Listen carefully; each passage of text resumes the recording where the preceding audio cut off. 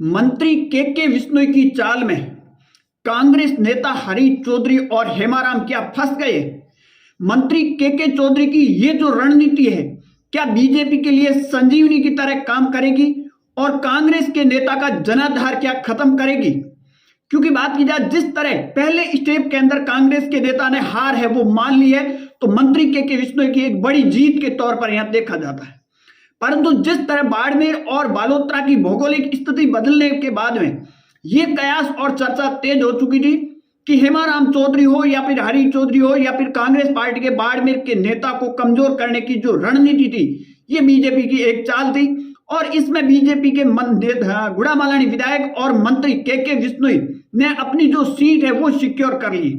2024 के लोकसभा चुनाव के दौरान आपने देखा होगा कि उमेदवार बेनीवाल को तोड़कर आरएलपी पार्टी में शामिल किए थे। उस टाइम हरीश चौधरी के ऊपर आरोप लगे थे कि हरीश चौधरी ने अपना कांटा है वो काट लिया है और अब बायतू विधानसभा के अंदर उनका दबदबा है वो कायम रहेगा। परंतु 2025 के एंड और 26 के आते आते मामला पूरा उलट गया और अब जिस तरह बाड़मेर और बालोतरा की भौगोलिक स्थिति बदलने के बाद में कयास ये लगाए जा रहे हैं, चर्चा ये तेज है कि कांग्रेस के नेता हेमाराम चौधरी हो या फिर हरीश चौधरी को कमजोर कर दिया गया है। दूसरी ओर बात की जाए तो गुड़ामालानी के विधायक और मंत्री के विश्नोई ने अपनी सीट को कहीं कहीं सिक्योर है वो कर लिए, इस तरह की भी चर्चा चल रही। परंतु इनके जवाब तलाशने से पहले आपको देखना होगा कि धोरीमीना के अंदर बालोतरा के अंदर शामिल करने के बाद में हेमाराम चौधरी के नेतृत्व के अंदर धरना चल रहा था और उस धरने के 12वें दिन में हरीश चौधरी को यह कहना पड़ा कि ये लोग मान नहीं रहे हैं। गोविंद सिंह डोटासरा को भी कहना पड़ा ये लोग मानेंगे नहीं और हरीश चौधरी ने पहल की धरना है वो खत्म करो।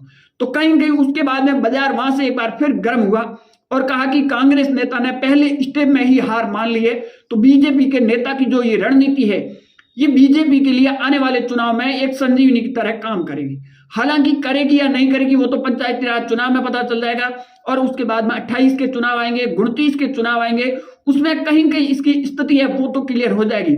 परंतु चर्चा का बाजार एक बार गर्म है कि मंत्री के विश्नोई ने अपना क्या कांटा काट लिया। जिस तरह 2024 में हरीश चौधरी ने अपना कांटा काटा था उसी तरह क्या मंत्री के विश्नोई ने।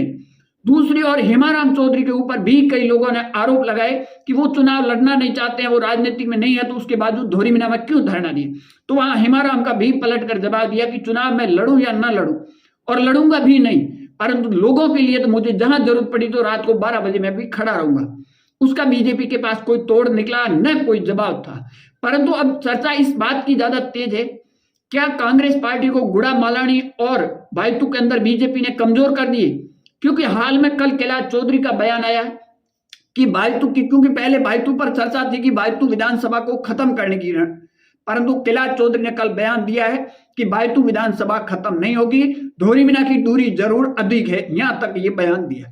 परंतु यहां बात की जाए तो क्या मंत्री के विश्नोई ने अपनी सीट को सिक्योर किया, तो इसका जवाब तलाशने के लिए आपको कहीं कहीं वेट करना होगा पंचायती राज चुनाव जो बताया जा रहा है मार्च के अंदर।